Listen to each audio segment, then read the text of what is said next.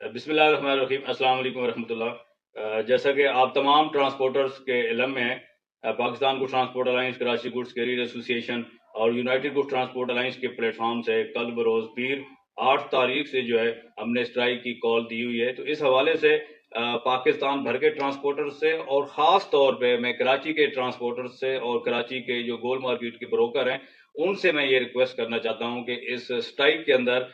پاکستان بھر کے ٹرانسپورٹرز کا اور خاص طور پہ کراچی کے ٹرانسپورٹرز کا، کراچی کے بروکرز کا اسٹرائک کو کامیاب بنانے کے اندر جو ہے میں سمجھتا ہوں کہ بڑا اہم رول ہوگا۔ تو اس لیے یہ جو اسٹرائک ہے یہ صرف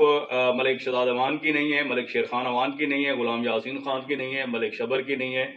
نثار حسین جعفری یا حاجی عربستان کی اسٹرائک نہیں ہے۔ یہ اسٹرائک جو ہے ہر ایک ٹرانسپورٹر، ہر ایک پینل کا، ایسوسی ایشن کا عہدیدار اور ہر گاڑی چلانے والا ڈرائیور بھی یہ سمجھے کہ اس اسٹرائک